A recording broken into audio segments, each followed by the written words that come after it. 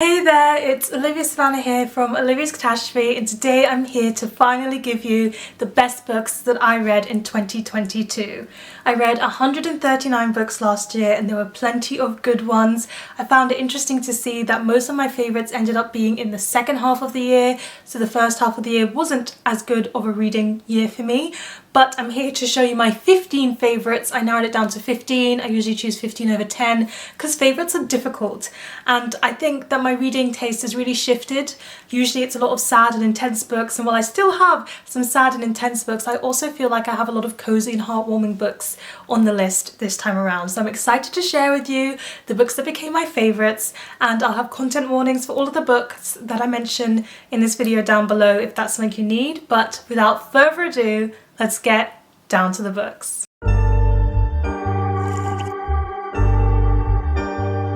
I want to start with my first favourite of the year. This was a book that just completely enraptured me and was so entertaining, and that is Vespertine by Margaret Rogerson. This is the third book of hers that I've read, her third fantasy book, and it's an adult fantasy that follows this girl who works in a nunnery, and she discovers that she has a very particular power, and it's really useful and something that she could really wield and become far in her career with it, but she doesn't want to do that. She just wants to live at this nunnery in the countryside and live her best life. But when her nunnery is attacked by vicious spirits, she needs to wield this power within her, and she kind of ends up with this spirit that she has to reluctantly work with to try and save the people around her. And this is just my idea of a fun fantasy book. It's just entertaining. There's a spirit that always wants to kill everyone as the solution. There's this main character who's slowly learning things about herself and her past that she didn't know. There's so many secondary characters who feel real and alive. There are times when you're laughing. There are solid and good action scenes, and there's no romance whatsoever, so you're just there for the characters and the plot. And Margaret Rogerson just knows how to write entertaining dynamics so very well. It's a good case of world building, it's a good case of a fun time but not a serious time, and I just had a great time with it. You could read this one as a standalone, but I do believe a sequel is coming next year too, so there's that to look forward to. Margaret Rogerson, by reading this third book of hers, I realised that I'd probably happily read anything that woman writes. The next book that I really thought was fantastic was Bless the Daughter, Raised by a Voice in Her Head by Warsan Shire, and this is Warsan Shire's poetry collection. Warsan Shire does the poetry that's in the Lemonade Beyonce album, but she is just a poet within her own right, and this collection proved it to me. Her poetry has a lot to do with feminism, has a lot to do with refugees and being a migrant, and what it's like to feel that displacement and move somewhere entirely new. It has a lot to do with being a Muslim woman. It has a lot to do with culture and identity and what that feels like, and all of those themes are things that I'm particularly interested in reading about. And what I loved about her poetry collection in particular is that every single word in every single one of her poems is so carefully and so meticulously chosen to contribute to the overall theme, to the overall images, to the big poem that you are reading, and nothing is surplus, nothing could be cut out. Everything is exactly where it needs to be, in exactly the order it needs to be, in exactly the place on the page that it needs to be to hit you as hard as it possibly can in your feelings. And I just think I have not read a poetry collection that good in quite a while. It was definitely the best one I read last year, and I adored it. I simply adored it. Oh, and then I read Maps of Our Spectacular Bodies by Maddie Mortimer. This is Maddie Mortimer's debut novel, and it does something incredibly unique. So we're following a woman who has had cancer before, but conquered it, but now the cancer is back again. She has a husband, she has a daughter, and she has a past that she is still reckoning with. But alongside these dynamics with her friends and her family and trying to come to terms with the fact that she is ill again, and they all have to gather around to see if she can beat it this one last time all over again, and the cancer that is slowly making its way through her body has a point of view. I have never read a book where the illness itself has a point of view, and the creativity of what the illness says and how the illness materializes on the page was just mind-blowing to me, but it just made every single moment of that book hit all the harder. and it was beautifully written. It was almost poetic in some places, but it was also just a fascinating study of character. We don't only get our main character's point of view, we do go into the point of view of the husband, we do go into the point of view of a child who's growing up and contending with the fact that her mum is ill, might not always be around, and that she's been through this before and this fear, and now she's feeling it all over again. All of these emotions are packed into this book. It is just done with so much talent that it's almost hard to believe that this is a debut novel, and it's gone on to be nominated for and won some awards, and I can definitely see why. I think it's definitely deserved, and it is one of my favourite sad books that I read this year. I couldn't make this list without mentioning The Stone Sky by N.K. Jemisin. This was the series finale of my dreams. Last year I was talking about the 5th season as one of my favourite books of the year, and this year the last one is on that list. I've talked about this book many times on my channel, but the synopsis, for those of you who don't know, we're following a world where orogines exist, and these are people who can control the earth. They can make earthquakes, they can do different things with the earth. That is their gift or their skill that they can learn. But even though you would think these people would be on top of the hierarchy, they are at the bottom. They are the oppressed. And we're following a main character who has that gift, and what happens when the 5th season starts, and the seasons are kind of apocalyptic moments within this world. I have never read such masterful world building in my entire reading life, and I sincerely wonder if I will again. N.K. Jemisin just knows how to make a world that has a history that is so intricate, that is so complex, but also something that doesn't get too overwhelming. She is revealing different things about the world from book 1 to book 3 in a way that makes sense, in a way that it doesn't feel like she was holding something back for a last minute plot twist. It was all so evenly and well paced, and the build up, the crescendo to the end of this book is absolutely amazing. We've got disabled characters, black characters, queer characters, all of the representations are in there, but there's no fuss about it. It just is blended in. These people exist in the world, that is it. They exist in the world. Discrimination is not based on those things, and that was also refreshing to see. Our main character throughout this series, you could argue there are many main characters, but one of the ones that we follow is a mother. She's in her mid years of her life, so she's older than some main characters we tend to see, and it's a science fiction book, but it's also a fantasy book, and it's blending those genres seamlessly in a way that only Afrofuturism seems to be serving me these days. It is just a blend of everything you could want in a world, in characters, in terms of an intricate and suspenseful and exciting plot, and in terms of just a book you want to race through, you want to sit through and get through, because you can tell it's genius writing, but you can also tell that it's just an enjoyable story to read, even if you do have to have your brain switched on at all times. Couldn't recommend it more. Honestly, one of my all-time favourite series, easily. Now I want to talk about the best novel in verse that I read this year. I love a good novel in verse, and this young adult one is called The Silver Chain by Jion Sheibani, and it has really just worked its way into my heart. This novel in verse follows an Iranian British main character, and she is struggling at home because her mum is mentally ill, and she's trying to work through the fact that she wants to be there for her mum, but maybe her mum needs alone time, and her dad largely struggles with some of the elements of British culture, but is trying his best to fit in and trying his best to find work, and she herself goes to school based on a music scholarship because she's really into music. She's amazing at playing her violin, and she loves doing that, but she is obviously poorer than all the other people who are paying to go to this school, and she's just trying her best to be a teenager, trying her best to fit in, trying her best to understand her culture and her identity, and to love the Iranian part of herself while also loving the self that she's creating for herself here in the UK. And the love of music is woven into the pages in terms of the illustrations and the layout of the pages, but also the way music is woven into the plot as something that calms her and connects her to other people. I thought it was really interesting and well done to see it from the perspective of a child who's trying to keep a relationship going with a parent who is struggling with mental illness.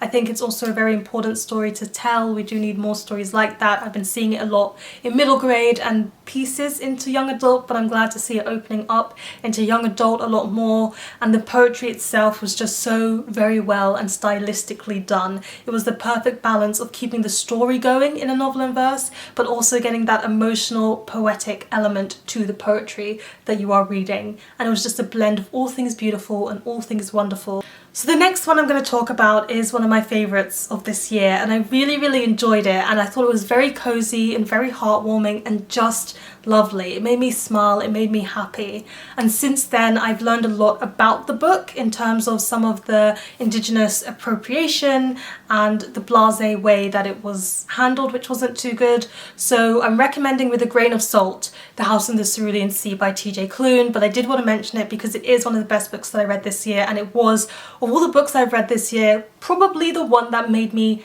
the happiest.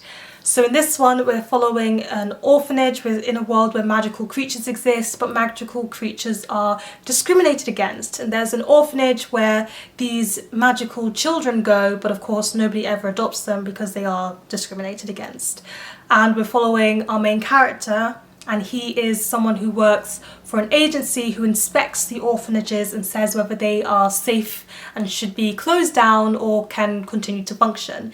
And he gets sent to this particular orphanage to evaluate it, and while he's there he starts to question some of the things that he's been told about magical creatures and the type of people that they are. So it's kind of a book where he's unraveling his mindsets and kind of questioning the things he's been taught and whether they are right or wrong, which is always a healthy thing to do. But it's also just so lovely because we get to see these kids be main characters in a book, and I just love when kids are in books. I think they are the sweetest oftentimes, and I love kids. I work with kids, well, I have worked with kids, and I volunteer with kids every now and again. So getting to see them in a book, getting to see them be their blatantly honest, funny, cute and adorable selves, and also troublesome from time to time, is very entertaining. Seeing the character develop was lovely, but also getting to see communities of people developing alongside that character was particularly beautiful. It's got the undertones of a romance in it that is quite cute and very gay as well, and it was just lovely. It was like a warm hug in a book. I think that's the way someone described it, and I would really agree with that. It just felt like a book was giving me a hug. I was laughing, I was smiling, I was sighing with happiness. On an entirely different note, the best horror book that I read this year was Tender as the Flesh by Agustina Bazterrica. Now this is a book that really reminded me of the dystopian classic. So I feel like you can say it's a horror, you can say it's a dystopian classic, you can say it's something else, but it's definitely got all those elements in it. And we're basically in a world where they've been told that animals have a disease, and eating those animals will give you that disease, so nobody can eat animals anymore, and they turn towards breeding humans and normalizing cannibalism instead, and making human breeding a consumerist way of eating meat, in other words. And it was just so sickening. I've never felt so queasy and so disgusted by what I was reading as I was reading it, but at the same time I felt like the author did it in a way that was clever, because even as she is talking about how horrifying it is that people now eat humans, eventually you would normalize yourself to it, you would get attuned to what they were doing, and then you'd be like, okay, I'm not feeling awful as I'm reading this anymore, and then she would introduce a new element and you would just feel revolted all over again. And it was a constant revulsion that just kept happening, and it was interesting because within the book it's also discussing what happens when you normalize things that should never be normalized, and what that means and what the effects of that are, and how do things like that happen. And so I just felt it was a very interesting way to weave some of the themes and some of the concepts into the writing itself, and I think it's masterful if you're able to do that, and Bazterrica did it effortlessly. So I was very impressed with the writing, but then in the content of the story it just did the aspect of a dystopian and that mind-numbing feeling you get when you're in a society and you're not happy but certain things have been normalized so very well. And I think it's one of those ones that you can read and study alongside 1984, alongside The Handmaid's Tale, and I can just see it up there as something that I can reread and break down and appreciate in different ways as I reread it. It was horrifying and it did its its job. Moving on to the non-fiction that made me want to change my lifestyle the most, that is Consumed by Aja Barber, and this is a book about fast fashion, about the fast fashion industry and how it's linked to colonialism, climate change, and your consumerism. What I loved about this book is that it tackles everything. It talks about Aja Barber's experiences of being someone who gradually gets looped into the fast fashion cycle and the consumerist mindset. She talks about how she got there in a way that's probably relatable to a lot of people, not particularly to me. I'm not really a fashionista and I don't really participate in fast fashion all that much, but she talks about that in a way that I think a lot of people can relate to, and then she gives you concrete suggestions of things that you can do to change.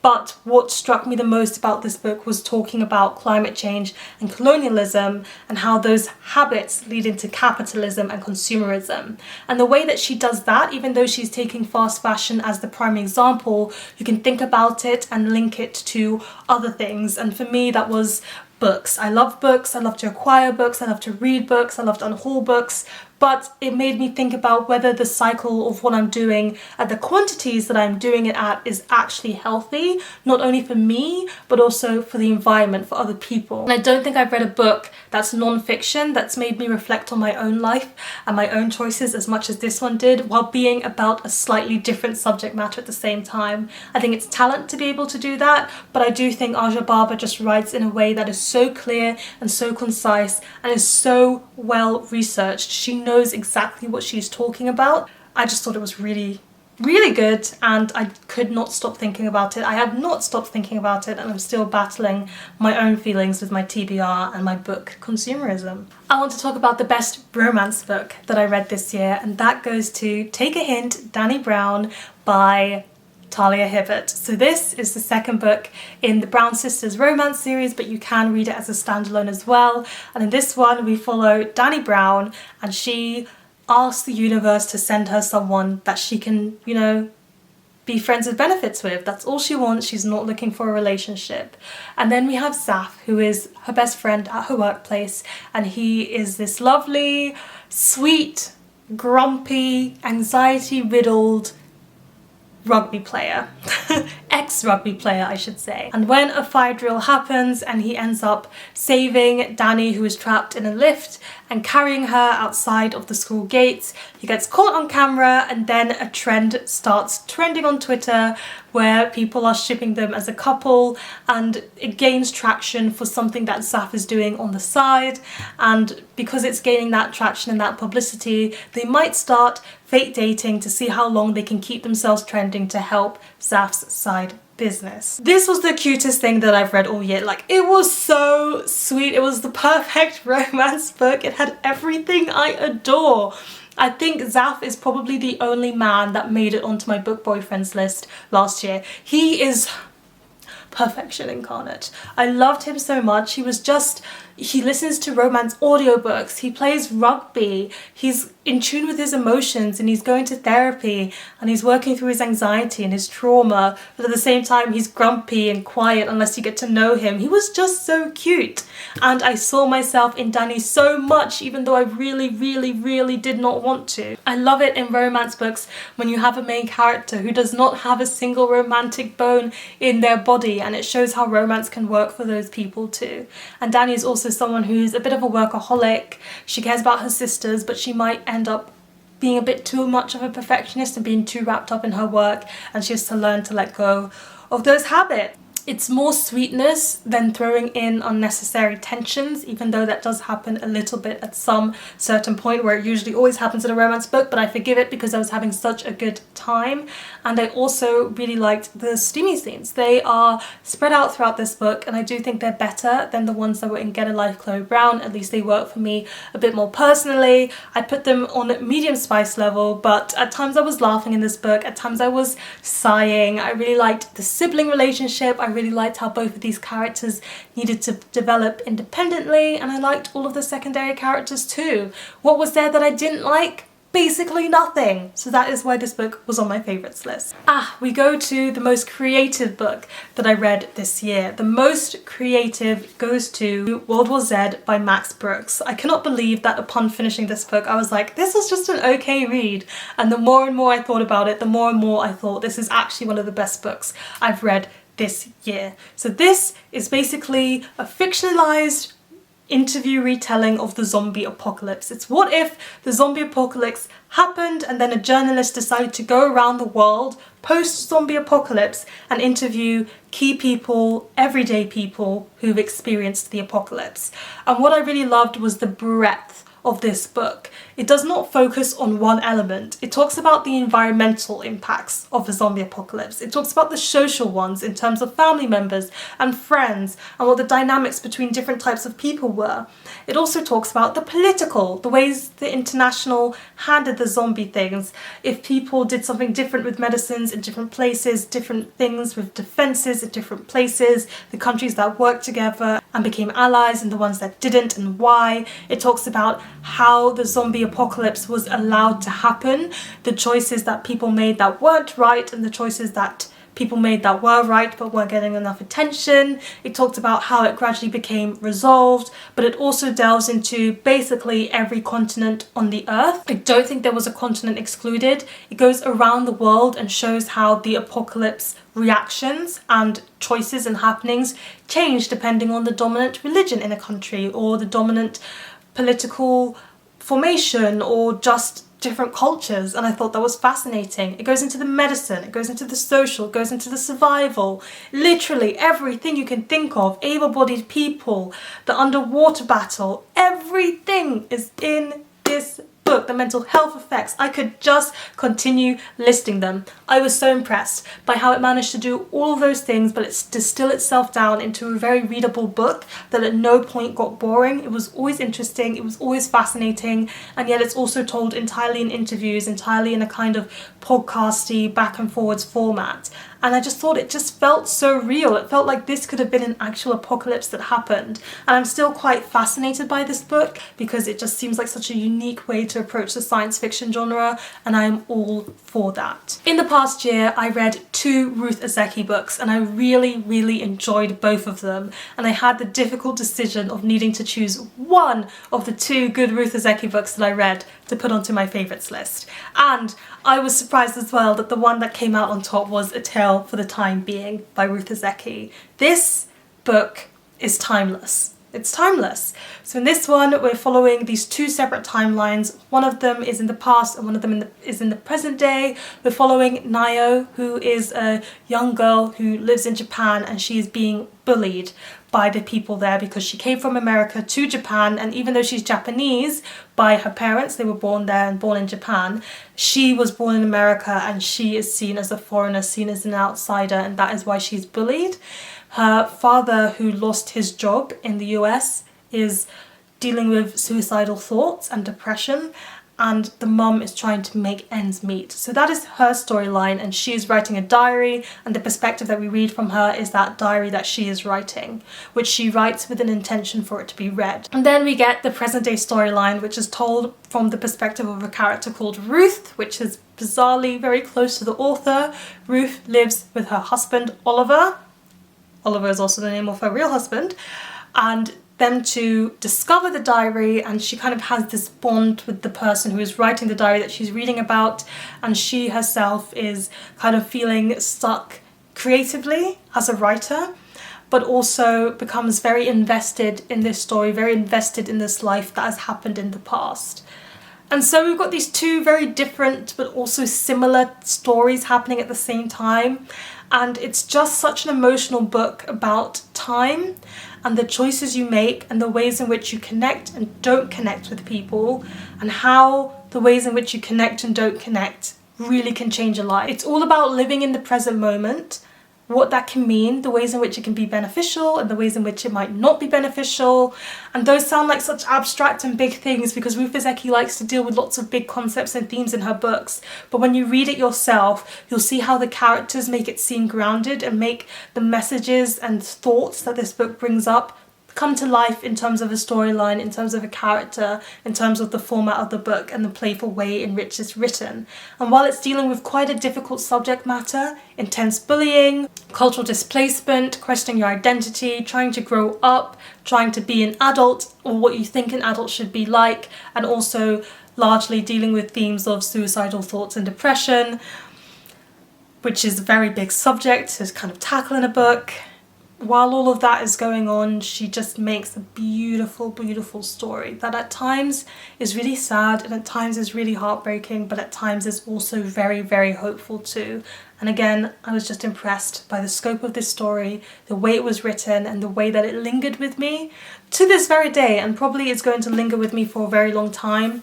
I've got lines in this that I think I can carry with me and would like to take in my heart and hopefully throughout my life. So this is one of those books that's really, really gonna stay with me. We're going back to non-fiction. This is the other non-fiction that really stood out for me this year, and that is Stronger by Poorna. I read this fairly recently. It's a non-fiction book about feminism and the ways in which women having stronger bodies as well as stronger minds is just beneficial for women everywhere.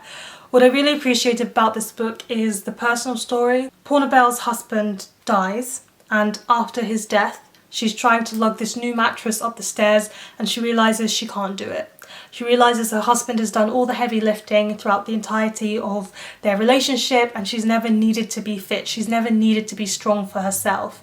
And she talks about the grief that she's feeling and the depression that she feels after her husband has died, and how fitness and returning to a strong body helps her recover. But it also is largely talking about the fact that why she had never even felt like she needed to become stronger, where she never ever felt like fitness was for her as an Indian woman growing up in the UK.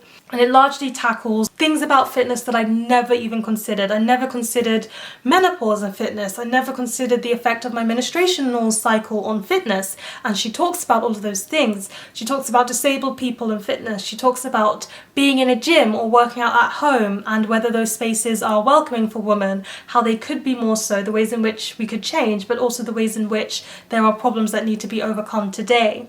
She takes surveys to see how women feel about the way fitness is discussed and talked about in schools. She talks about friendships around fitness, what sports are considered sports and ones that women can do and can't do. Everything that I could think of in terms of fitness and being a person of colour and culture and her own personal experience, it's all wrapped up in a neat, very cohesive bow. She writes very clearly and in a way that everybody can understand. From reading this book and trying to implicate ways into which women should be more included in the fitness world. I'm gonna talk about my favourite graphic novel that I read this year. That was a really difficult choice. I had quite a few strong contenders, but the one that I ended up going with is Messy Roots by Laura Gao, and this is simply because it's the one that I connected to the most. It was actually almost a scary experience reading this, because while I do not have the same experiences as the author, I have the same experiences as the author. Laura Gao talks about this memoir graphic novel of hers, just talks about growing up as someone who doesn't live in the country that her cultural heritage comes from. She's Chinese, but she's living in America, so she's Chinese American, and she is the exact same age as me. So a lot of the things that she talks about growing up in terms of the games that she played and some of the cultural moments in her life and such are ones that I experienced too, especially as an international child. We definitely had a lot of the same milestones. She also did basketball in school, but also was considered one of the smart kids in certain ways, and I was just relating to her experience a lot. And even though I wouldn't say it's the most groundbreaking in terms of things that have happened to her in her life, it's a very close look at what it's like to be an international child who is second generation, living somewhere that is not of your cultural heritage, the way people accept you and don't accept you, trying to find that balance between your identities. It really just hones in on that from a personal perspective. Towards the end of it as well, the pandemic happens, and for some of the pandemic she's in China, and it's the way that she's also Wuhanese, Chinese in particular, and Wuhan is where the pandemic the breakout started. So she talks about some of the discrimination she experienced within China as someone who comes from Wuhan, which I did not even consider. I knew that there was a lot of discrimination against Chinese people and Asians largely happening due to the pandemic, but I didn't even realize that the discrimination was happening within the country based on the area that people were coming from. And it talks about her being there, what that was like, and then when she comes back to the US, how she's also still facing that discrimination as Chinese people are being discriminated against during the pandemic. And that really spoke to me because it was a perspective that I hadn't even considered, and I learned something new and it opened my eyes. So I appreciated that. We're moving on to my favourite short story collection that I read this year. That easily goes to Her Body and Other Parties by Carmen Maria Machado. This was a fantastic short story collection. The short stories are gothic and creepy feeling for the most part, sapphic for the most part, and beautifully written for all the parts. It's just such a fantastic short story collection. The short stories are memorable. Even though it's been some months since I've read it, I can tell you the synopses of various short stories, and I don't think that happens for every collection. That just goes to show how unique they are. There's one that has to do with an apocalypse, there's one that has to do with clothes that have personalities, there's one that has to do with women who wear ribbons around their necks or body parts, and each one is fascinating. Each one is quite a unique concept that makes it exciting to read and see how it unravels, because it's bringing something new to the table with each short story. And her writing is just beautiful. It's quite lyrical. The imagery is really present. You can easily imagine the kind of settings and characters and things that are happening, even though some of them are a bit whimsical and different and weird and strange. And nearly all of them give you that creepy feeling of something is not right and you need to keep reading to find out what it is. And once you do, it's either going to shock you, make you feel very sad, or make you feel like you've just been changed by this story. It was a really good collection. I definitely recommend it, and one of my all-time favourite short story collections. And then last but not least, the 15th book that I want to talk about is my favourite young adult contemporary book that I read last year. I read a lot of young adult contemporary, and my favourite by far was On the Come Up by Angie Thomas. This is the second Angie Thomas book that I've read, and she has done it again. She has written a masterful young adult book that talks about so much but is so realistic and so down to earth. So in this one, we're following our main character who wants to be a rapper. She just wants to be on her come up and make it. Her family is struggling financially, so she knows that if she manages to pull the right breaks, it could help them in that regard. But her mum just wants her to go to school and be a teenager, but she's done. She's ready to grow up and she's ready to contribute to some of the issues that her family is facing. What I love about Angie Thomas is that even though I'm not a black Afro-American person, I feel like it's a realistic depiction of what it's like to be a black teenager living in the US. It just feels very realistic. There's something about the way that the characters talk and interact that feels authentic and not forced in a way that I see in other books for young adults that are by black authors in the US. So it just feels very authentic, it feels very down to earth, and from what I've seen of reviews, it is very much that case.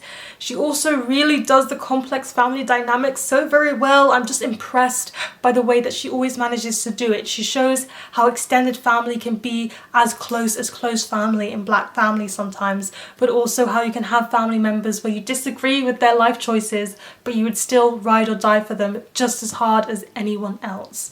I appreciated getting to see teenagers being messy. Sometimes there were times where the main character, I was like, sis, what are you doing? Or times when they were having these weird feelings towards their friends that they needed to process. Let teenagers be teenagers in young adult fiction, and I appreciated getting to see that. And while we get to see the teenagers be teenagers, in some way she also managed to communicate that as a black teenager in the US, in certain areas, you don't get to be that teenager. We're having a main character who is worried about whether the bills get paid, if the lights can be on. She wants to help her family be financially stable, not even successful, just stable. The fact that that is in her mind and in her worries while she's in class just goes to show how much you have to grow up already as a black teenager in the US sometimes. And there are funny moments, and there are moments where you triumph with the main character, but there are moments that are sad, that are very real and that are very heartbreaking and honest, and I was impressed with how Angie Thomas managed to include them all in a young adult book expertly well. There we have it, we made it through all of my favourite books of 2022. I hope you go and read at least one of them, if not all of them. There's something for everyone, a different genre, a different format, and they are all such good books. I'm so excited for reading in 2023. I hope the year will treat me just as well. Please let me know in the comment section down below what was one of your favourite books of 2022. Give this video a thumbs up if you enjoyed it, hit the subscribe button if you want to see more. And don't forget to hit that notification bell to be updated every time I have a new video, and you know what they say, onwards and upwards. Excelsior!